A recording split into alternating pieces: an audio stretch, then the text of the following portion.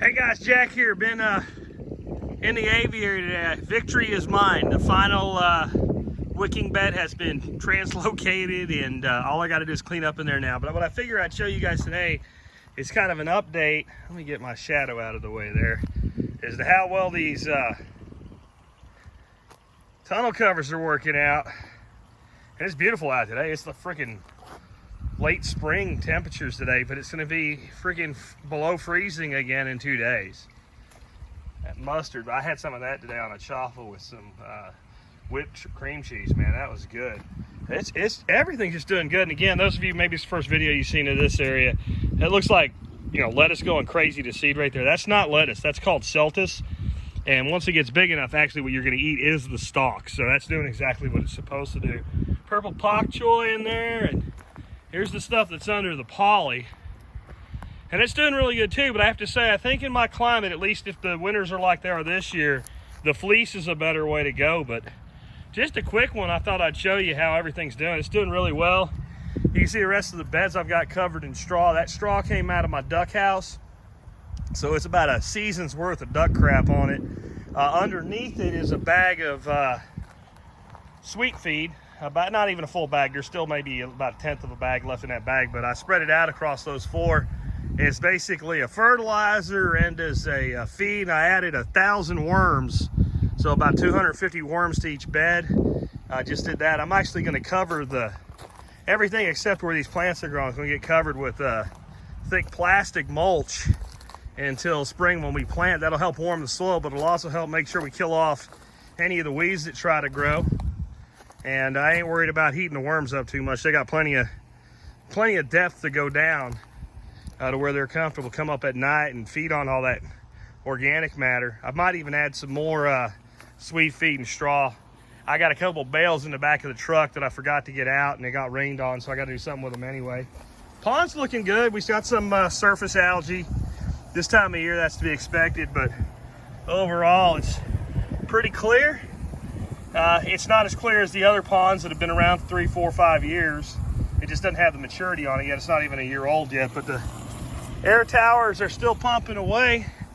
And how while I got you here, let's show you what I've been up to. I still got to clean up in here. I've just not even tried until I got done. And this wore me out. I should have run a workshop on a weekend or something and got other people to do the work for me like I do sometimes. But relocating 8 of these things was a pain in the royal ass, man. But y'all can see now how much room there's going to be in here when I get all this junk cleared up.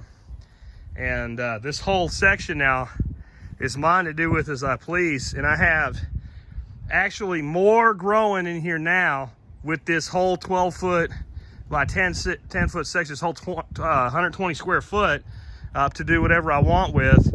And everything consolidated 240 square foot. And I got room to work with in here.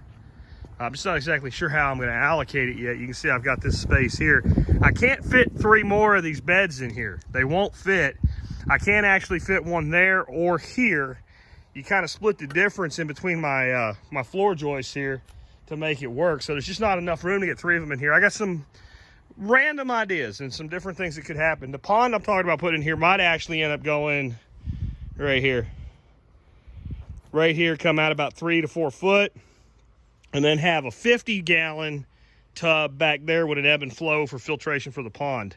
I originally wanted the pond there, but I'm rethinking that now. Remember, those of y'all that maybe ain't familiar with this area, this used to house quail, and this is going to be kind of a reptile and pretty bird sanctuary. There's going to be finches in here in another couple months. Once we get through the winter, they'll have time to acclimate and what have you. But man, to tell you what, the growth this year of what I'm going to be able to do with these wicking beds, I've got to get 7.5 feet to the roof instead of about 4 feet to the roof that I had before. That's a big difference in vertical growth. So this place is going to be awesome. Just thought y'all want to see maybe an update. Next big thing to tackle, greenhouse rehab. Now that I'm done in here, I've probably got 2-3 hours work at the most to clean this all up and get all the junk out of it and everything. Like I said, it just until I got done with this relocation of things, just wasn't worth it. Anyway, I'll catch y'all later. Hope you guys are making the most of your weekend. I'm going to be a couple hours from now watching a football game that, yeah, I'm rooting for KC, but I don't really care. You got to pick somebody to root for in the Super Bowl, though. It ain't worth watching. I'm way more interested in how this is going to come out this year, though, than the Super Bowl or even the ads that come with it. We'll catch you later.